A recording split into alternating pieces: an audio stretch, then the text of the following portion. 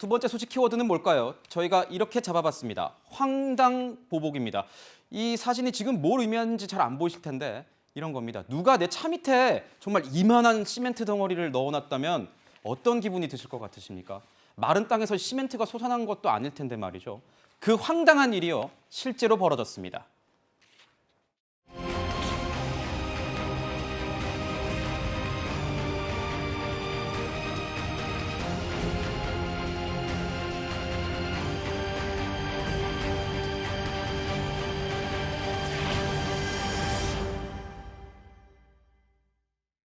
자, 지금 화면을 보니까 한 남성이 발로 이렇게 시멘트 덩어리를 굴려서 어딘가에 넣고 있는 모습인데 이 남성 어떤 행동을 한 겁니까?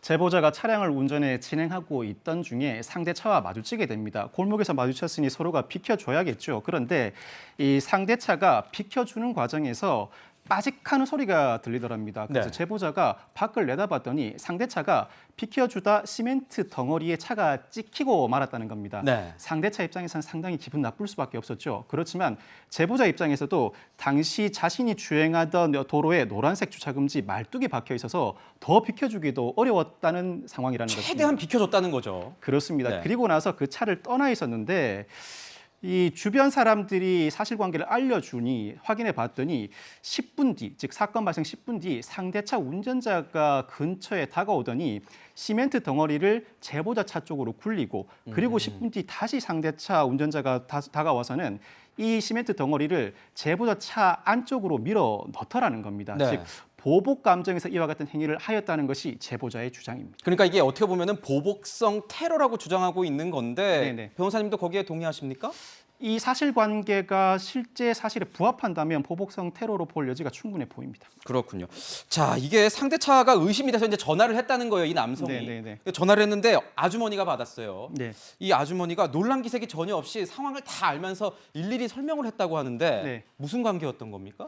아주머니가 상대방 차주의 어머니였던 것 같습니다. 이 아들이 파편을 확인하러 다시 그 장소에 간 것에 불구하고 그 시멘트 덩어리 때문에 여러 차량들이 피해를 입고 있다며 오히려 항의를 하더라는 겁니다. 결국 제보자는 이 차량 수리를 맡기고 경찰 신고를 예정해 두고 있다고 하는데 이 시멘트 덩어리를 누군가 차 아래쪽에 굴러 넣은 행위 자체가 네. 그로 인해서 그 차가 손상을 입지 않는다고 하더라도 재물손괴죄에 해당할 여지가 충분합니다.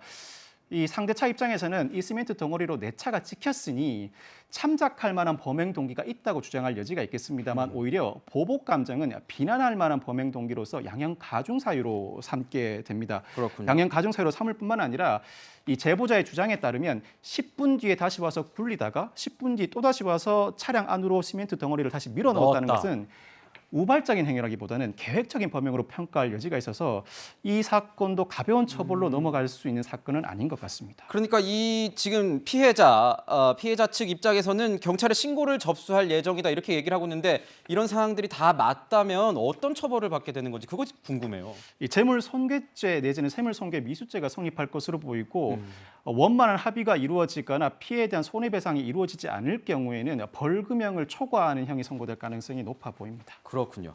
자, 이 사건과는 대비되는 소식이 하나 더 있어서요. 소개를 해드리도록 하겠습니다.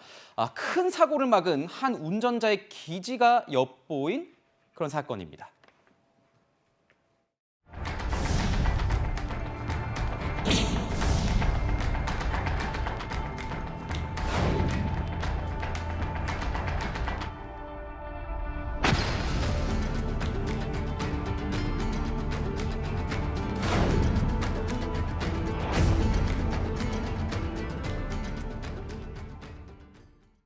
자, 비상등을 켜고 있던 차량이 갑자기 뒤로 밀렸는데 이 블랙박스의 차주가 운전자를 보호하기 위해서 진로를 일부러 막았다 이렇게 사연이 알려지고 있는 겁니다. 당시 차량 기어를 그러니까 사고 차량 기어를 아래다가 놓고 이 운전자가 내린 것 같아요. 보시는 것처럼 비상등을 켜고 검은색 차량이 정차하는데 그 운전자가 하차하는 과정에서 몸 반은 차에 걸친 상태로 차가 뒤로 밀리기 시작합니다. 추정컨대는 기어를 아래 두고 그대로 내리다 차가 후진하기 시작한 것 같은데 이 모습을 뒤에서 목격한 제보자 고민할 것도 없이 차를 우측으로 꺾더니 그 차가 더 이상 밀리지 않도록 자신의 차로 막아 세우게 됩니다. 정말 기지를 발휘한 거군요. 이대로 가다가는 그 검은색 차량의 운전자가 차 아래로 깔릴 것 같더라는 겁니다.